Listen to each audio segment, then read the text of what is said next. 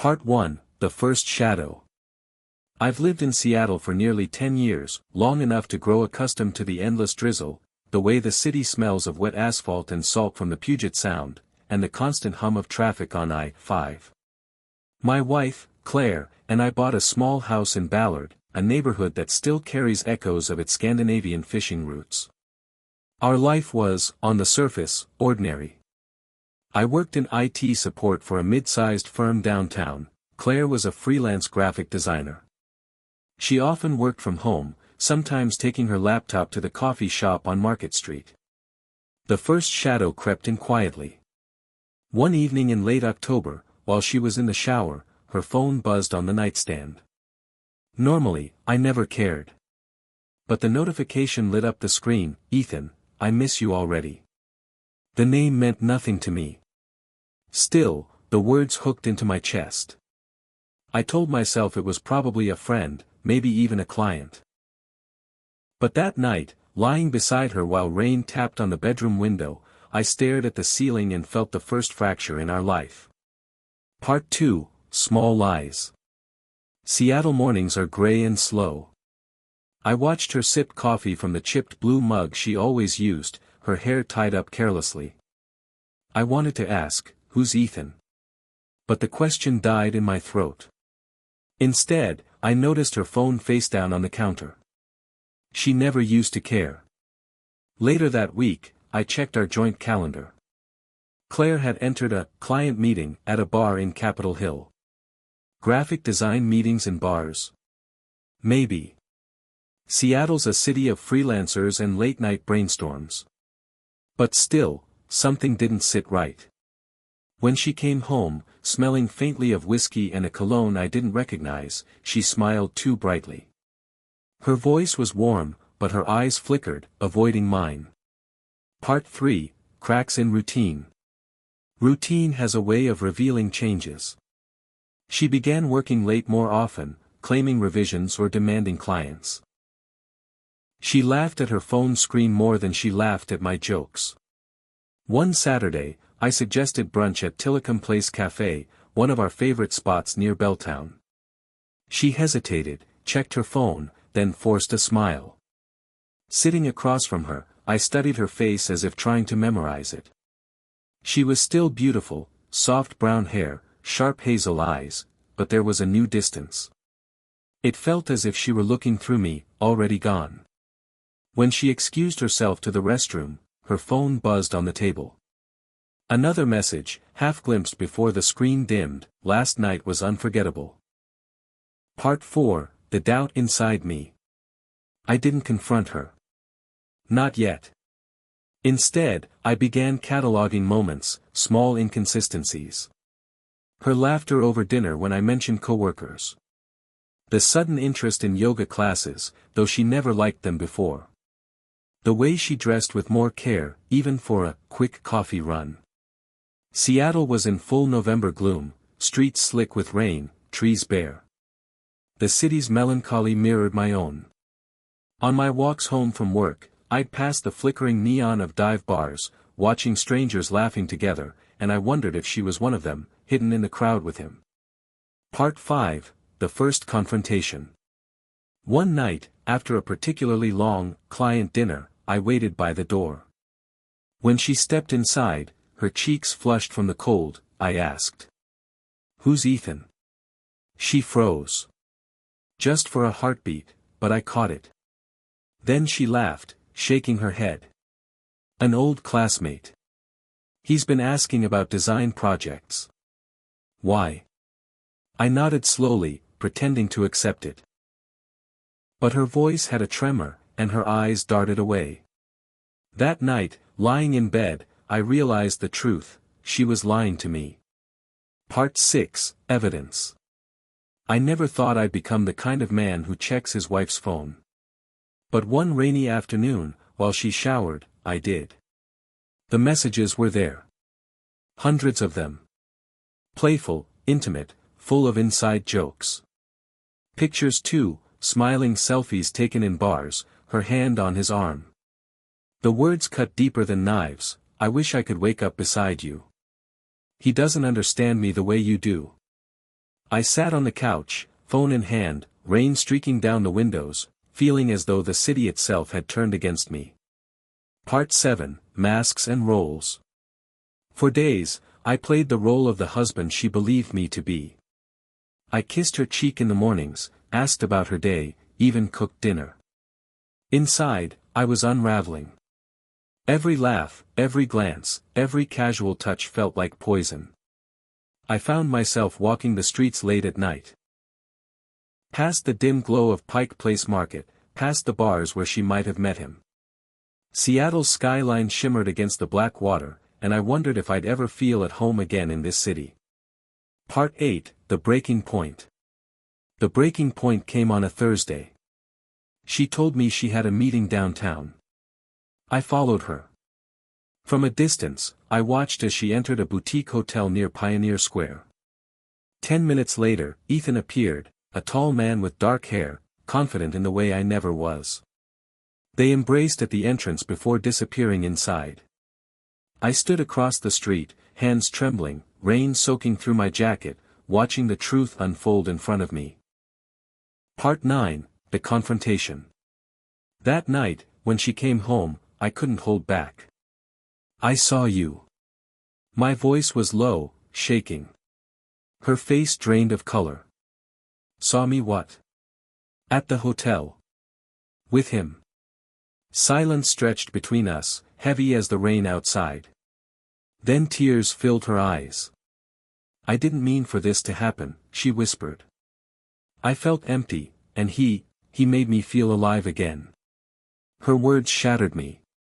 It wasn't just betrayal, it was a confession that I had failed her somehow. Part 10, The End, or the Beginning. We sat for hours, the house cold and silent except for the storm outside. She begged for forgiveness. I wanted to scream, to break something, to leave and never return. But instead, I listened. And the more she spoke, the clearer it became, the woman I loved was gone. The next morning, I packed a bag. I left the house, the wet streets of Ballard stretching before me, and drove until the city skyline disappeared in the rearview mirror. Seattle was still drowning in rain, but for the first time in months, I felt something like clarity. I didn't know if I'd find peace, or if I'd ever trust again. But I knew this, I would not share my life with someone who had already given hers away. And so I let her go. Part 11, The Hollow Silence. The first night away from Claire was the hardest. I checked into a cheap motel near the Aurora Bridge, where the neon lights of adult video stores flickered through the curtains. The sheets smelled faintly of bleach, and the heater rattled like an old engine. Lying on the bed, I stared at the ceiling and realized that silence is louder than any argument.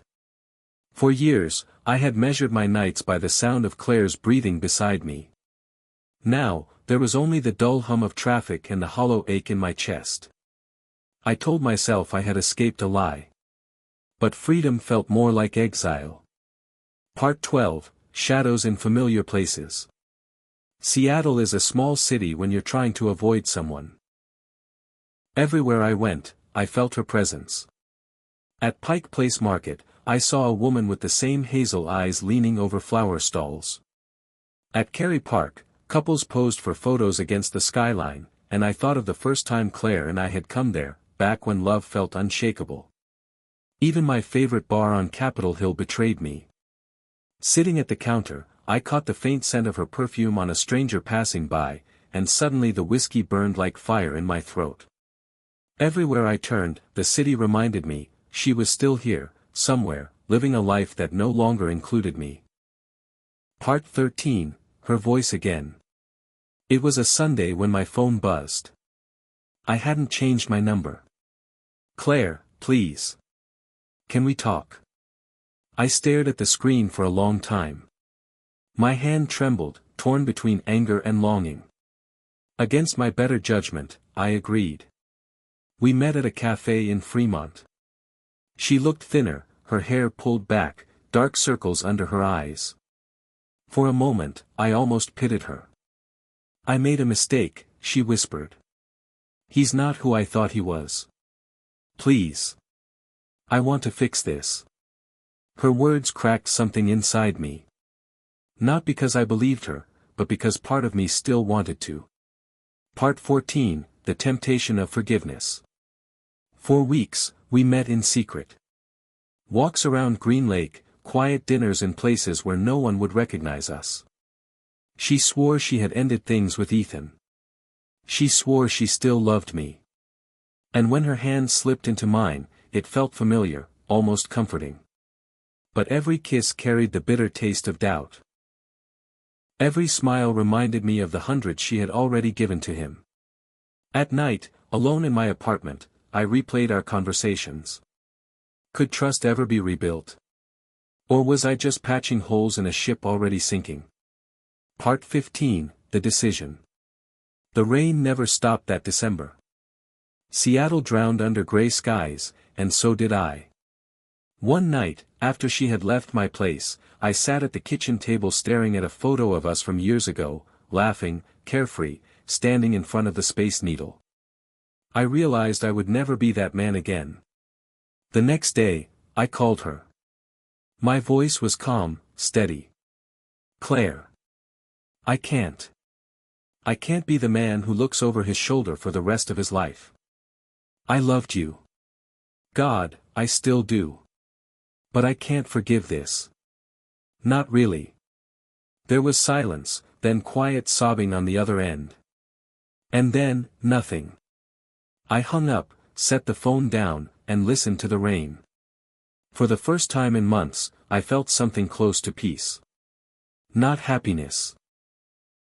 Just the faint outline of a future where her shadow no longer followed me. Part 11, The Rot Inside. Leaving Claire should have freed me. Instead, it only planted something darker inside me. At night, lying in my rented apartment near South Lake Union, I stared at the ceiling and replayed her lies. The way she laughed when I asked about Ethan. The smell of whiskey and his cologne on her clothes. The rain outside never stopped. Neither did the thoughts. I wasn't just betrayed, I was humiliated. And humiliation, I discovered, doesn't fade. It festers. Part 12, Following the Trail. Seattle isn't a city of secrets. If you know where to look, you can find anyone.